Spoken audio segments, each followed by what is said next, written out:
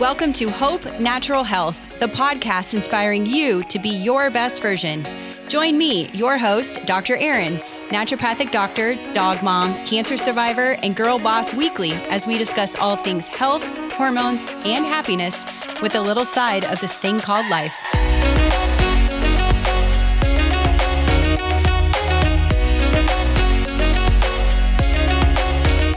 Welcome back to the podcast. Today we are going to be talking about dye.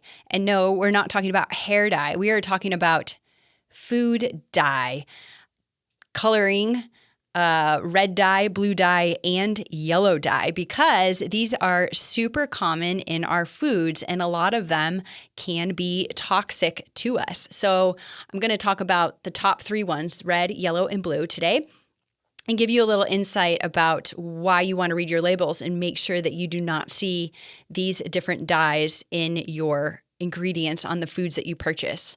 So red dye or red 40 or red 3 is probably the biggest food coloring artificial dye out there.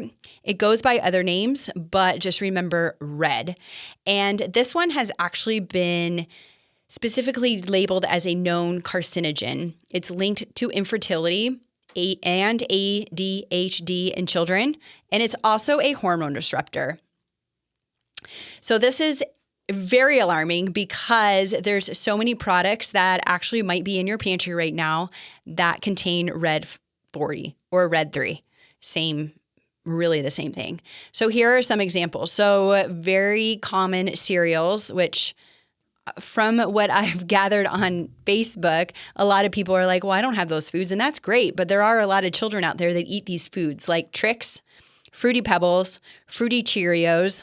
Like those are some, the ones that came out as common for me. I used to eat Trix. I used to eat Pebbles. I used to eat Fruity Cheerios like as I was a kid. I'm sure some kids out there are still eating them.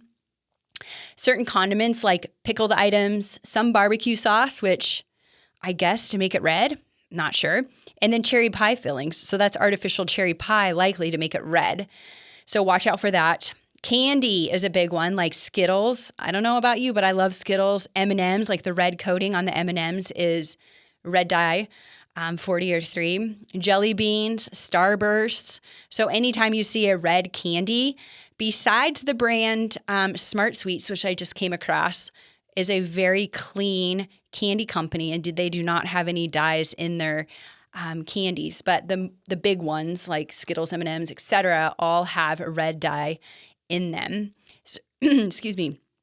Certain drinks like Gatorade, Powerade, Kool-Aid, and also some fitness powders like BCAA or branched chain amino acid powders, specifically Extend. So I was researching some BCAA powders a while back, and I found this because Extend is a pretty popular one, and I heard it tastes good, so I wanted to try it. But then when I looked at the label, I'm like, nope, not putting the red dye in my body.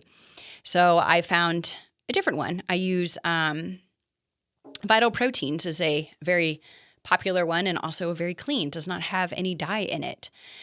Cosmetics can actually have red dye in it, like eyeshadow, lipstick, and nail polish. And you're like, well, whatever, that's just on the outside of my body. But remember, these things that you put on your skin can also absorb through our skin and get into our body. So it still has the same effect as if you were to ingest it.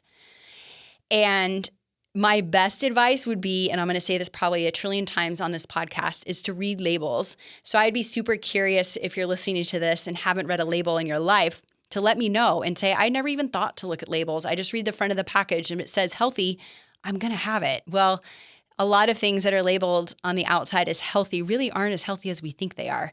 So you have to do your own research, and that's with everything in life, and make sure that these foods do not contain any of these dyes. So next one we will talk about is yellow. So this one comes by the numbers 5 and 6, and it's also known as Tartrazine, which is derived from a coal tar, and it's the second most popular food dye behind the red dye.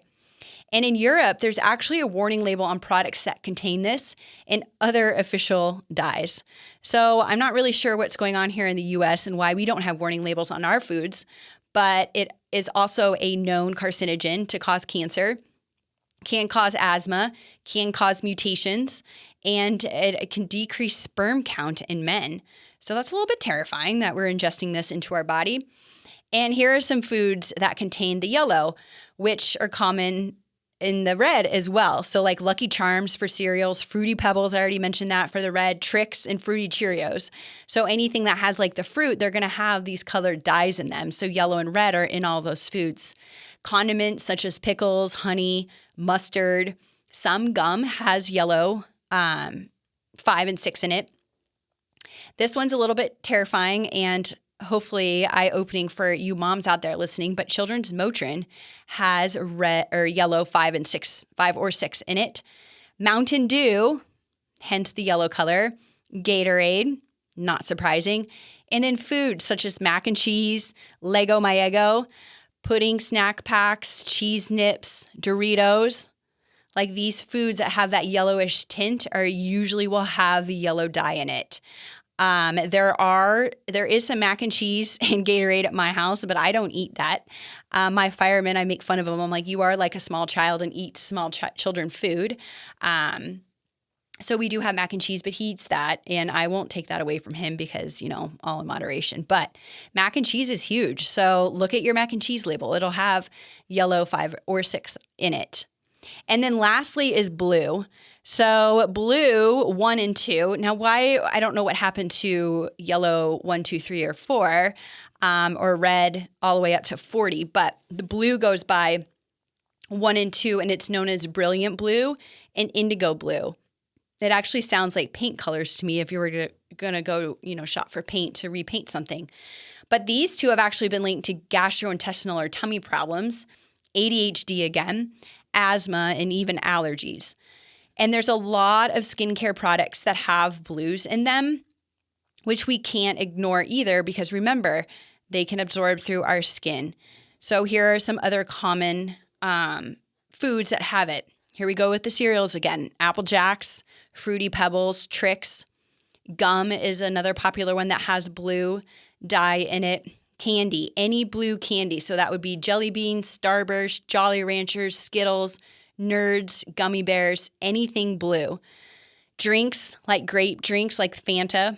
I don't know when the last time I had a Fanta was, but that has blue in it. Hawaiian Punch. I didn't look to see if Capri Sun had, but I would think that it might. Pop-Tarts are a big one. And then back to the skincare, there's 900 cosmetic products that contain this dye. Let me repeat that. There are over 900 cosmetic products that contain this dye.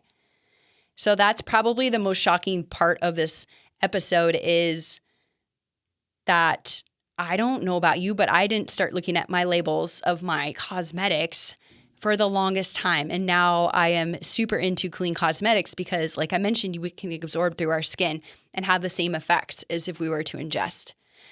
I know I've spoke about this resource multiple times, but I would go to environmentalworkinggroup.org or ewg.org and put in products that you have in your house. They actually have an app called Think Dirty, I believe, is the app for EWG.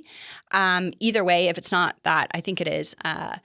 Think Dirty is a great app, and you can scan products on your phone, and it'll give you a rating from A to F if this food or cosmetic or cleaning product or something of that nature is a clean product.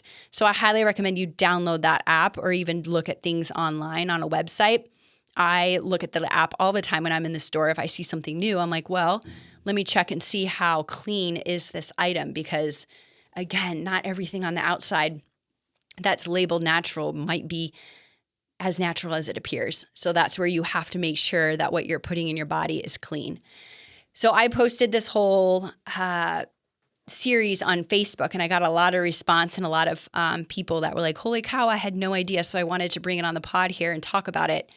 And I hope you learned something. And I would be very curious to hear your thoughts on if you have a lot of these products in your pantry and what you're going to do to replace them. Thank you for listening. As always, if you found value in this, I would love a comment or a share or a review. It would mean the world. And we will see you next week.